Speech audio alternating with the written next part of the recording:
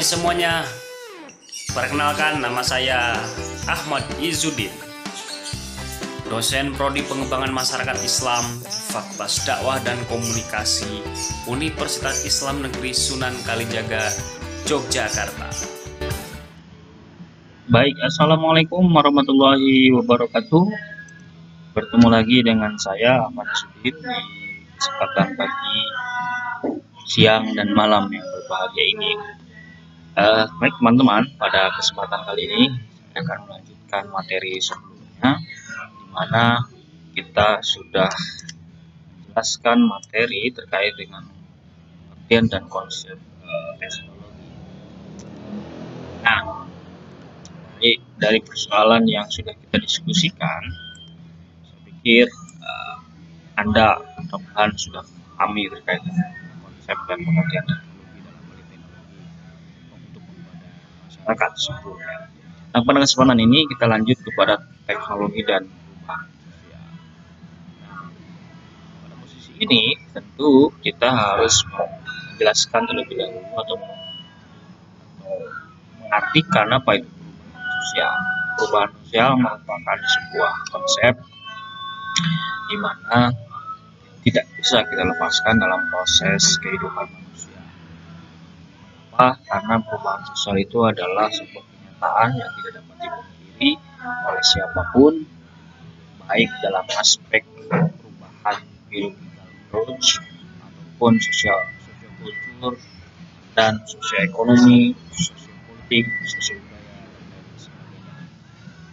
Oleh karena itu, dalam konsep perubahan sosial, secara teoritis ada 4 hal yang dapat mempengaruhi perubahan sosial itu sendiri. Yang pertama adalah proses evolusi, yang kedua revolusi, yang ketiga industrialisasi, yang keempat adalah modernisasi. Evolusi, sebagaimana kita tahu dalam proses perubahan sosial, tidak terlepas dari proses yang dipengaruhi oleh ilmuwan terdahulu. Mungkin Anda kenal yang namanya Charles Darwin terkait dengan proses evolusi manusia. Nah, tetapi kita tidak akan membicarakan Darwin dalam posisi ini. Kita langsung fokus kepada evolusi sosial yang mempengaruhi proses perubahan sosial. Baik teman-teman, itu ketika kita berbicara mengenai proses perubahan sosial dalam konteks kebudayaan, dalam hal ini paling tidak ada 3 hal yang mempengaruhi. Satu adalah teori evolusi. Evolusi menjadi sebuah pendekatan dalam proses pola perubahan dilihat dari aspek kultural atau kebudayaan itu sendiri. Dalam perspektif generasi antropolog di abad awal 18 hingga akhir abad 19 menuju abad awal 20, para antropolog sosial mengidentifikasi evolusi dapat dilihat dari perkembangan kehidupan manusia, mulai dari bentuk dalam hal ini bentuk yang rendah hingga yang tinggi. Artinya apa? Terkait dengan pola yang ditandai oleh sederetan tingkatan yang berurutan. Di dalamnya ada misalnya identifikasi soalan kekejaman kerjaan, leper, buruh, dan sebagainya, mengeksploitasi tindakan sambutan. Tahu juga misalnya ada kebiadaban manusia, hingga muncullah sebuah peradaban. Ini menurut konsepnya Morgan. Nah, Tentu ketika kita berbicara tentang evolusi, di sini berhubungan erat dengan proses perubahan yang terjadi dalam proses kebudayaan manusia. Yang kedua, kalau kita lihat dari unsur difusi. Difusi ini merupakan pendekatan kebudayaan yang fokus kepada proses akulturasi. Artinya, ketika manusia memiliki ataupun mendapatkan sebuah kebaruan dalam proses kebudayaan, maka dia akan adaptif dengan kebudayaan yang baru tanpa harus meninggalkan kebudayaan yang lama, lalu dia mengcombine menjadi satu, proses akulturasi atau perpaduan antara perbedaan kebudayaan oleh manusia yang satu dengan kebudayaan yang lainnya. Nah, dalam hal proses akulturasi ini, manusia itu dapat menciptakan sebuah inovasi kebudayaan yang sifatnya maju. Contoh misalnya dalam hal dalam tradisi Islam itu tahlilan, dalam sumber utama Islam hadir, tahlilan itu ya tidak diajarkan langsung berdasarkan teks hadis begitu ya. Tapi dalam proses perjalanannya, misalnya contoh kasus konteks di Indonesia yang memiliki atau yang sudah memiliki peradaban yang sangat tinggi, di sana ada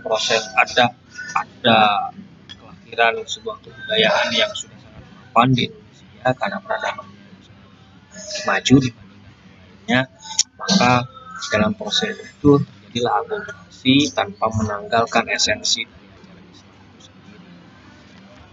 Yang selanjutnya adalah terkait dengan proses akulturasi dalam proses difusi itu sendiri yang sudah dijelaskan tadi, bahwa perubahan itu harus terdapat penyatuan antara perubahan yang satu dengan perubahan yang lainnya atau kebudayaan satu dengan kebudayaan yang lainnya.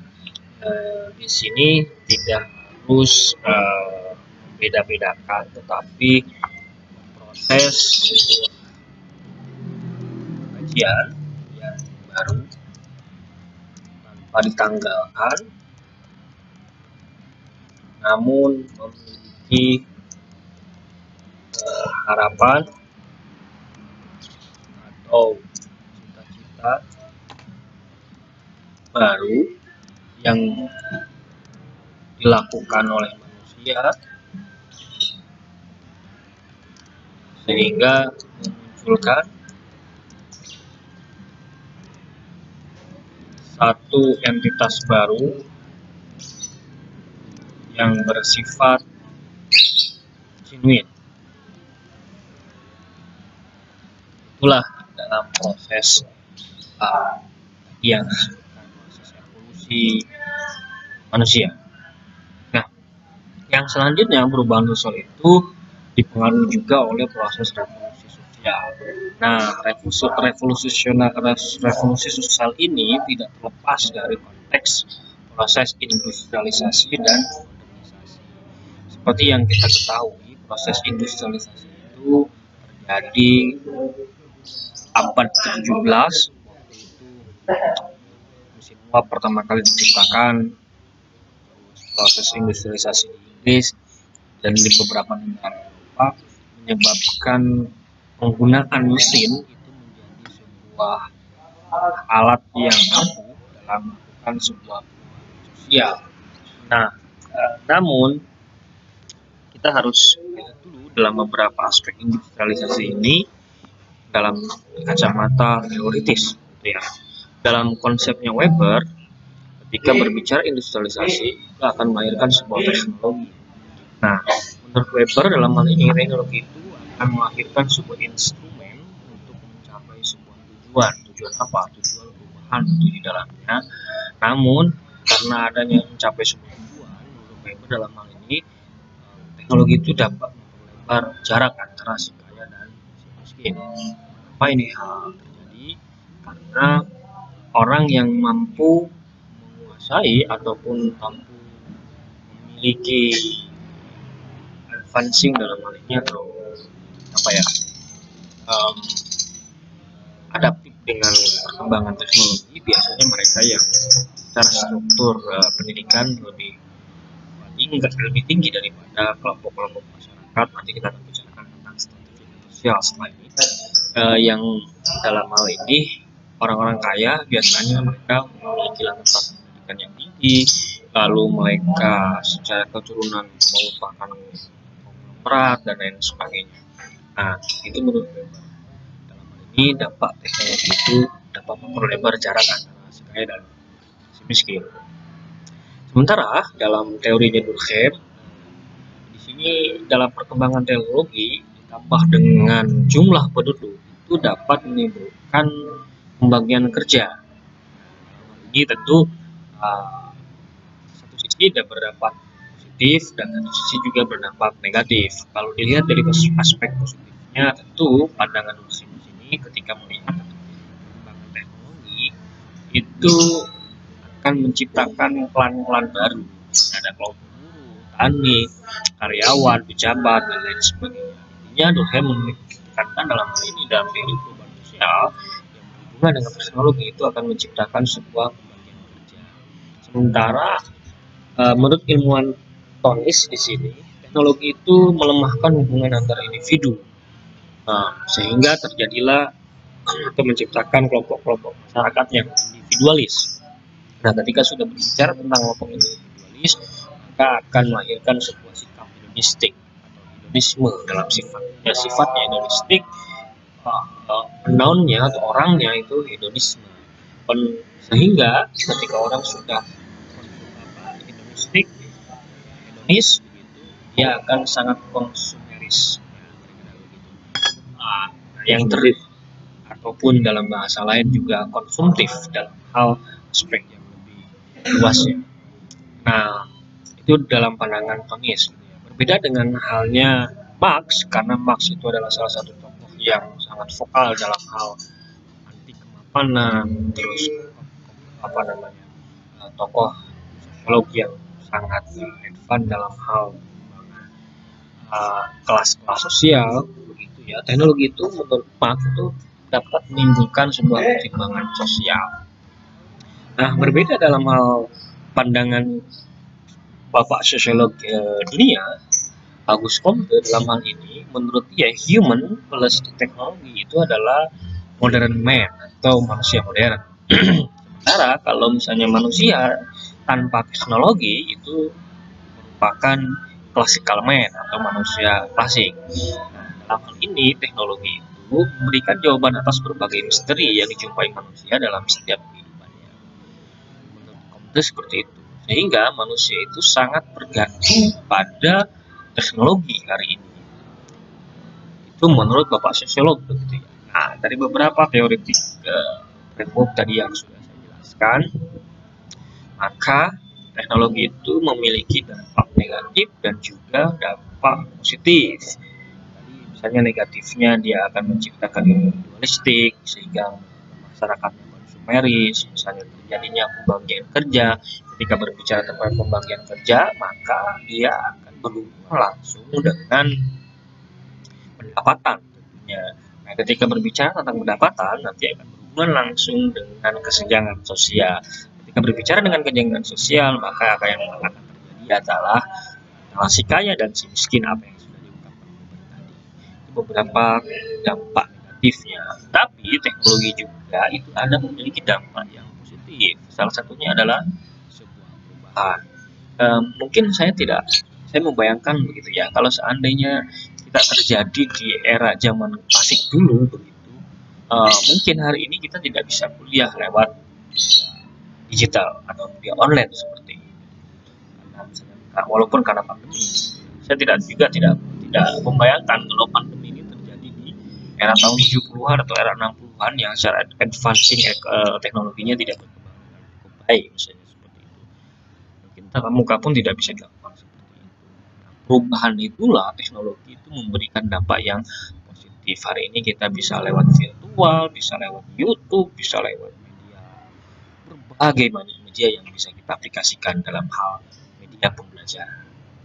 Yang kedua, Tentu dampak teknologi ini dilihat dari proses kemajuan. Kemajuan dalam hal apa? Cara berpikir, cara bertindak, cara berkomunikasi. Misalnya kita tidak hari ini kalau misalnya Anda punya kawan atau punya teman di luar negeri misalnya, mungkin dulu ataupun misalnya Anda punya pacar misalnya begitu ya. Mungkin dulu ketika kita suka sama seseorang, kita butuh berbulan-bulan untuk menyampaikan pesan apa isi hati kita. Lewat pos lah, lewat nomor lah, lewat tulisan. Tetapi kemajuan peradaban zaman hari ini, Anda bisa lihat emoji-emoji gitu kan di dalam WA dengan apa namanya itu, dengan sangat cepat. Jadi sangat disayangkan gitu ya, ataupun sangat berugi sekali Anda di era hari ini. Kenapa saya katakan rugi? Karena tidak mengalami indahnya jatuh cinta, kira-kira begitu. Oke, yang ketiga dampak teknologi itu adalah kemudahan. Dalam hal ini mempermudah semua aktivitas kehidupan manusia. Hari ini saya yakin tidak ada yang yang tidak bisa hidup tanpa Android. Nah, itu kenapa itu bisa terjadi? Misalnya itu salah satu memberikan dampak yang mudah, ataupun misalnya contoh yang lain, Anda membeli makanan dulu, misalnya Anda lapar jam 11 malam, mungkin dulu Anda harus keluar mencari makan. Hari ini Anda cukup punya aplikasi Gojek atau GoFood ataupun misalnya Gosen, Anda bisa langsung klik, tinggal pilih pesan mana yang akan Anda mau untuk makan di tengah malam misalnya, tanpa harus ada keluar. Itu mempermudah. Yang selanjutnya adalah produktivitas. Tentu banyak aktivitas-aktivitas manusia karena dampak teknologi itu memudahkan produktivitas. Misalnya hari ini dulu mungkin misalnya saya contoh sebagai akademisi atau sebagai dosen. Dulu mungkin kita masih terjebak ataupun sulit mencari artikel-artikel yang berkualitas begitu ya. Tapi hari ini teknologi menyediakan misalnya di platform UJS, Open Journal System, ataupun Anda misalnya mengerjakan tugas-tugas, cukup tugas Scholar, Gistor, Garuda, Cinta, Scopus dan lain sebagainya, bisa mencari artikel-artikel yang berkualitas, lalu Anda mengerjakan tugas itu tanpa harus Anda berlama-lama di ruang perpustakaan, sehingga itu menciptakan sebuah produktivitas yang cukup baik. Selanjutnya adalah kecepatan dalam hal ini. Teknologi tentu salah satu yang paling dampak adalah ketika kita mengirim pesan ya melalui WA. Itu kalau Anda mau terkenal di era teknologi hari ini cukup gampang sekali ya. Jadi YouTuber Anda pasti terkenal tanpa harus Anda mengikuti PH-nya industri perfilman dan lain sebagainya. Hari ini teknologi sangat mudah dan yang populer. Gitu. Baik teman-teman, untuk slide pertama saya jelaskan demikian. Kalau Anda punya pertanyaan silahkan ketik di link komentar yang akan saya upload di akun YouTube saya. Terima kasih atas perhatiannya untuk bagian pertama. Assalamualaikum warahmatullahi wabarakatuh.